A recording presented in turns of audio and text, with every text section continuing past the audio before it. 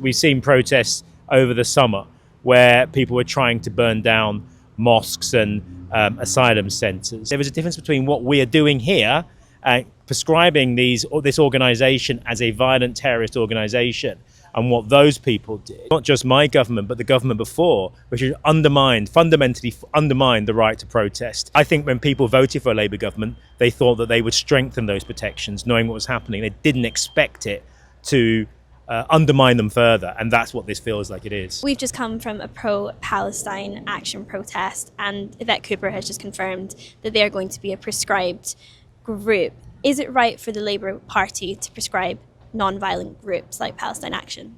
I don't think it's right for any party, any government, to prescribe non-violent groups. Look, clearly there might be intelligence that we're unaware of, and possibly never will. But we have to act on the evidence that we have to hand, and that is that this is a protest group that uses non-violent action against security assets.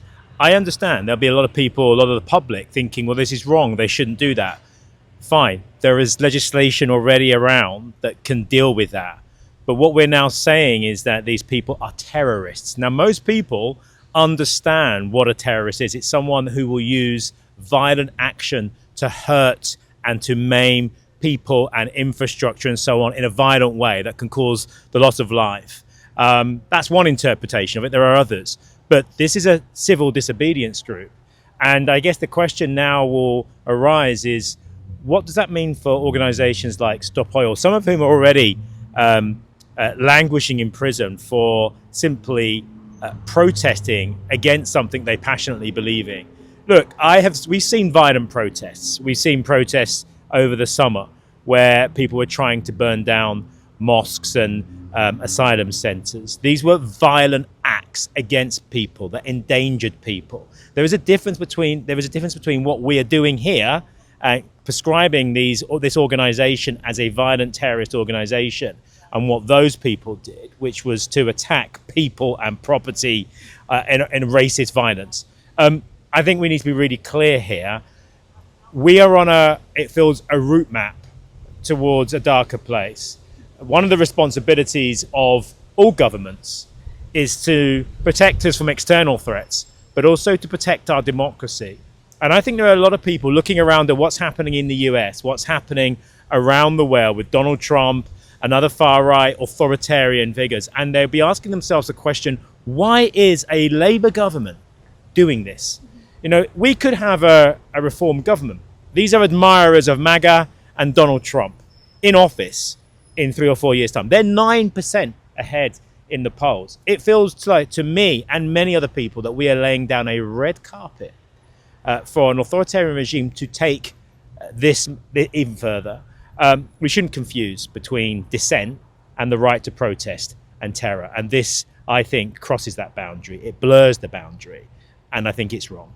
There's a few things you said there that I'd like to pick up on. You mentioned the riots we saw in summer. We haven't seen the prescription of groups like the EDL or Britain First. Why do you think we're seeing the prescription of a group like Palestine Action before groups like that? I think some of this is politically motivated. I think it's a government, my government, that is desperate to appeal to a certain part of the electorate, whether that's on immigration, whether that's on policing, whether that's on on terrorism, I suppose. But this isn't terrorism; it's protest, disruptive protest. But there's a long history in this country of disruptive protest. You know, Yvette Cooper, the Home Secretary, a female Home Secretary, she knows that she's in politics because suffragettes threw themselves in front of the King's horse. They disrupted state occasions. What are they, terrorists? Were they terrorists? So I think we need to be really careful here, because I think most people understand actions like this can end up as a slippery slope. You mentioned there that the government is trying to appeal to a certain part of the electorate. For clarity, is that people that might be swayed to vote reform? I think it is, yes. I think it is people who might be persuaded to vote reform. But it's not just people who are persuaded to vote reform. I mean, my party tells stories about the fact that it believes in human rights and democracy. It does, but there's also an authoritarian bent within it. And I'm afraid that's being displayed for the world to see now. This is a mistake. I think what we have to judge, what we have to look at the environment within which we're living. Look at the world. Look at who's in power in the United States. Look what he is doing to their democracy in the United States, to the independent judiciary, to universities, the right to protest, people disappearing in the middle of the night, bringing in the United States Marines, militarizing the police force in the US. Surely it's a time to take a step back and think really long and hard and carefully about what we're doing. We should be a force for democracy. We should be creating a buffer. We should be putting in place the mechanisms for people to be able to defend themselves under our democracy. Should there be a right-wing authoritarian government, we need to think long-term about our democracy, and this doesn't feel like that. It feels very short-termist, very alarmist, and very knee-jerk. I'd like to ask about the consequences of prescribing a group like Palestine Action. I mean, are you afraid that it might make people think twice about coming out to protest the UK's involvement in supplying military support or F-35 parts that end up in Israel? It has a chilling effect on people's right to protest, desire to protest. I think also as well, people now will be asking themselves a question. Academics will be asking themselves, can I assess and analyse this group and its motivations, or will I now become a terrorist? People who may have funded them, sent donations on crowdfunding, will now be wondering whether they are they retrospectively now donated to a terrorist organisation. Look, there are a lot of problems with what's been done here. I don't think it's been thought through. I don't like the authoritarian attitude that the government is taking. I think it needs to reflect on what it's done. I think it needs to pause, and I think it needs to think very long and hard about the trajectory it's putting this country on, given the global and domestic forces that we know are around us. We should be strengthening our democracy, not weakening it, and it feels that this is weakening our democracy. I mean, could it result in someone like Sally Rooney, who wrote a very powerful op-ed in The Guardian today, being arrested for supporting Palestine Action? It's entirely possible and entirely plausible, and I think the Home Secretary should be very careful about what she does today. I mean, she's made the commitment, she's going to make the statement in Parliament. I think, sometimes you to put your hand up and say you might have got this wrong. I don't know who's advising her. I'd love to know who's advising her, but unfortunately, it feels to me this is very short-sighted and could have unintended consequences. Consequences I don't think anyone in the Labour Party would want to see, or anyone in the Labour government.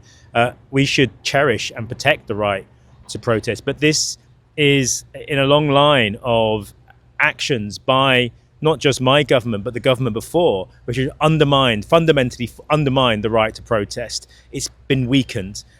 I think when people voted for a Labour government, they thought that they would strengthen those protections, knowing what was happening. They didn't expect it to undermine them further, and that's what this feels like it is.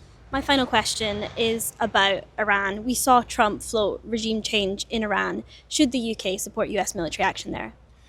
Last week, David Lammy said in a statement that attacks on Iran's nuclear facilities were not in the UK's national interest. This week, Keir Starmer seems to think it is. It feels to me, I think, when anyone looks at what's happening in Iran in terms of what Netanyahu is doing, what Trump is doing, they're looking around the world and they are thinking to themselves, they're looking at Libya, they're looking at Iran, they're looking at Somalia, they're looking at Yemen, they're looking at Libya, and they're thinking to themselves, are we next? And what we should be doing is saying diplomacy, not deterrence, is the way forward. And I think there are a lot of countries now thinking, well, how do we get hold of biological weapons? How do we get hold of a dirty bomb? How do we get hold of nuclear weapons? What's happened in Iran today doesn't make the world safer. It makes it less safe. It makes it more dangerous, because it begins a cycle of people thinking, how do we protect ourselves? This is the law of the jungle. This is the law of might over right. If you have power and strength, then you can do whatever you want. Thing called the Melian dialogue. You may have heard of it, but it's basically when the Athenians turn up to the Melians, and the Melians say, why are you doing this? Don't do this. Please don't do this. We do it because we can, and you must endure. That's the world that we seem to inhabit at the moment. It's not a rules-based order. I mean, did we ever have a rules-based order? But there was something there, some structure, theoretically, that's gone. And I really question whether regime change, bombing of Iran. Iran was at the negotiating table when this happened. This doesn't feel to me that it makes the world safe. It makes it more dangerous. And I will be saying something, if I get picked and selected, to the Foreign Secretary to that end. Clive Lewis, thank you so much. Thank you.